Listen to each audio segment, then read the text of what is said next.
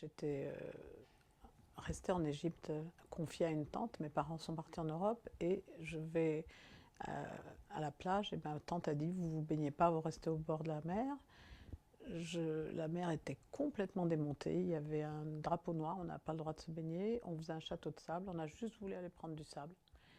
Et là, on a été emportées toutes les deux avec la cousine, enfin une amie. Et on a été emportées toutes les deux vraiment immédiatement. Et je me suis retrouvée dans l'eau, à pas savoir bien nager. Elle savait mieux nager que moi. Et on est restées toutes les deux à se tenir la main pendant un bon moment. Et on avalait déjà de l'eau. On était très, très, très mal toutes les deux. Il n'y avait personne sur la plage. Et on s'est dit, on ne va jamais pouvoir s'en sortir. Et elle avait un an de plus que moi. Et elle m'a dit, écoute, et elle nageait mieux.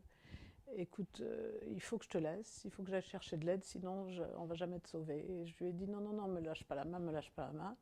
Et là, j'avais vraiment peur parce que je ne savais pas bien nager. Et elle est partie. Elle m'a lâché la main. Je suis restée là dans une panique totale où je me suis dit, je ne vais pas m'en sortir, elle ne va pas revenir à temps, je vais mourir. Et mon idée, c'était, il ne faut surtout pas que je meure parce que ma tante à qui on m'a confié va me sentir coupable toute sa vie d'avoir laissé mourir sa nièce. Et donc j'ai essayé de survivre et la mer était complètement démontée. J'étais anorexique, maigre comme un clou et je montais, je descendais comme un bouchon pendant des heures et des heures. Et je sais pas, je voyais le soleil et je disais mais pourtant on est toujours le même jour, mais ça n'en finissait pas le temps. Et j'avalais de l'eau et je pouvais plus respirer, j'étais très très mal et j'étais en panique totale. Et puis à des moments, je me disais, je vais arriver de l'autre côté, au bout de la mer, il y a une île certainement, comme Robinson Crusoe, je vais trouver l'Italie. Et puis à d'autres moments, je me disais, non, je vais être obligée de mourir là, elle ne viendra pas à temps. Enfin, c'était des heures qui passaient, j'avais aucune idée du temps. Et pourtant, je voyais toujours le soleil, je me disais, mais il y a plusieurs jours de passé. C'était des heures et des heures et des heures. Et le soleil était toujours là et j'étais dans une panique totale par moments pour essayer de survivre. Et puis des moments de calme où je réfléchissais à ce que j'allais faire si je vivais.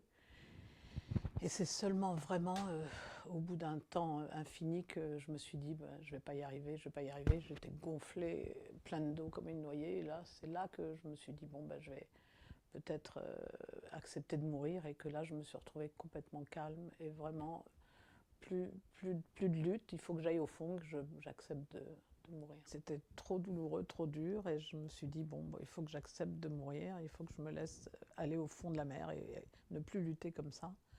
Et à ce moment-là, il s'est passé quelque chose de complètement fou, complètement étrange pour moi, évidemment, je ne savais même pas ce qui m'arrivait, je croyais que j'étais morte, et je croyais que j'étais montée au ciel, que je me voyais d'en bas, parce que tout d'un coup, je me suis vue d'en haut, j'ai vu quelqu'un qui se débattait en bas, qui bougeait dans tous les sens et qui se débattait, je ne savais pas que c'était moi au début, et donc je ne comprenais pas ce qui se passait.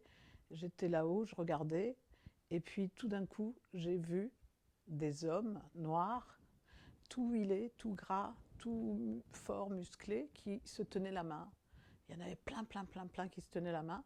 Et puis j'ai vu un homme qui s'est détaché, qui a lâché la main du dernier, et qui s'est détaché, et puis qui est venu pour aller vers cette personne.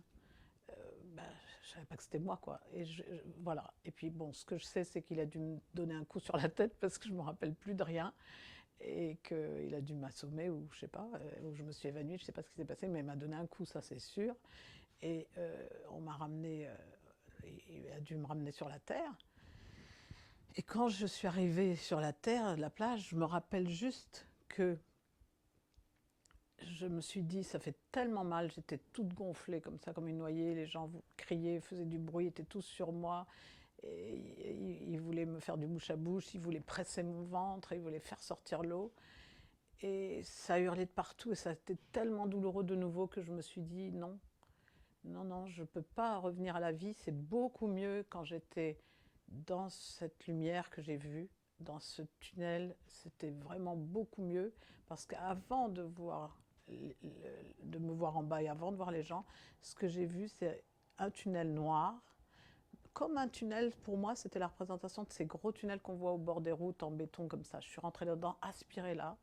Puis tout d'un coup, une lumière, mais indescriptible sur cette terre, blanche comme jamais j'ai vu de ma vie, et le bien-être total. Donc pour moi, là, je me suis dit, ben, je suis morte et je suis au paradis et je suis heureuse et je suis bien. Ce que j'ai oublié de dire aussi, c'est qu'avant de partir dans ce tunnel, j'ai vu se dérouler tout le film de ma petite vie de 8 ans. Le film de ma vie, c'est quand j'ai vraiment vu se dérouler tout un film, comme dans le temps quand il y avait les négatifs pour les photos, j'ai vu chaque photo de tout ce que j'avais fait de mal, toutes les bêtises que j'avais fait, toutes les méchancetés que j'avais fait aux uns et aux autres et toutes les gentillesses aussi que j'avais fait. J'ai vu se dérouler toute ma vie. Et ce qui est important à dire, c'est que cette expérience m'a donné tout de suite le sens de ma vie. Le sens de ma vie, c'est je vais aider les gens à ne pas avoir peur de mourir. Parce que finalement, la mort, bah, c'est le paradis, c'est bien, il y a une lumière, c'est le calme, on ne souffre plus physiquement, il n'y a plus de problème, il n'y a plus rien. Et donc j'ai vraiment décidé de consacrer toute ma vie à aider les gens à ne pas avoir peur de mourir. Avec cette expérience, ben, j'ai plus jamais eu peur de mourir. Maintenant, au contraire, je trouve que la mort, ça doit être le repos total. Voilà. Alors, j'étais sauvée par des hommes noirs huilés, parce qu'en fait, je l'ai su qu'après, évidemment, c'était des hommes qui s'entraînaient pour le marathon du Nil qui avait lieu le lendemain. Et d'ailleurs, celui qui m'a sauvée, c'est celui qui a été le champion du marathon du Nil. C'est lui qui a gagné.